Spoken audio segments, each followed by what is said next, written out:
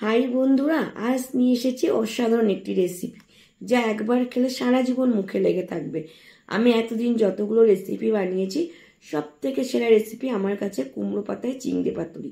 সত্যি বলছি, খেতে দারুণ দারুণ হয়েছিল। আমার একটা অনুরোধ, তোমরা এটা একবার প্লিজ ট্রাই করে দেখো। চলো প্রথমে আমার ছাদ বাগান থেকে কিছু কুমড়োর পাতা তুলে নিয়ে আসি। কচি কচি পাতাগুলো তুলে নেব। তারপর নিয়ে নেবো আমি এখানে 250 গ্রাম চিংড়ি মাছ, ধুয়ে পরিষ্কার করে নিয়েছি একটি পাত্রে। এবার একটি মশলা রেডি করে নেব।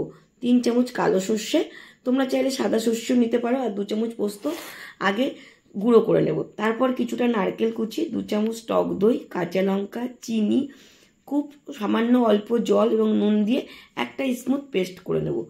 মাছে হলুদ দিয়ে মশলাটাতে পেস্টটা ঢেলে দেবো। আর দেবো 3 চামচ সর্ষের তেল। ভালো করে মাছের সঙ্গে মশলাটা সময় ধরে মেখে নেব। এইভাবে মাখিয়ে কিছুক্ষণ আমি রেখে দেবো। কুমড়ো পাতাগুলো ভালো করে ধুয়ে, অনেক সময় পাতায় পোকা থাকে সেটা লক্ষ্য রাখবে। এক একটা পাতা নিয়ে কিছুটা চিংড়ি মাছের পুর দিয়ে ওপর থেকে একটা কাঁচা লঙ্কা দিয়ে ভালোভাবে মুড়ে সুতো দিয়ে বেঁধে নেব। এইভাবে আস্তে আস্তে সব পাতুরিগুলো আমি রেডি করে নেব। লক্ষ্য রাখতে হবে যাতে পুরগুলো বেরিয়ে না যায়।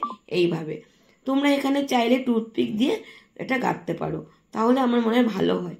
তারপর একটা ব্যাটার তৈরি করে নেব। ময়দা, চালের গুঁড়ো ছাঁকনিতে টুকে নিয়ে সামান্য নুন, হলুদ, লঙ্কার গুঁড়ো মিশিয়ে অল্প অল্প জল দিয়ে একটা স্মুথ ব্যাটার করে নেব। ফ্রাইং প্যান বসিয়ে সর্ষের তেল দিয়ে পাতুরিগুলো ব্যাটারে চুবিয়ে হালকা হালকা আঁচে সময় ধরে ধরে ভেজে নেব। লক্ষ্য রাখবে যাতে পাতুরিগুলো বেরিয়ে না যায় বা আবার পুড়ে না যায়। এইভাবে সব পাতুরিগুলো আমি আস্তে আস্তে উল্টে পাল্টে ভেজে নেব। এবার একটা ছুরি দিয়ে আস্তে আস্তে সুতোটা কেটে নেব।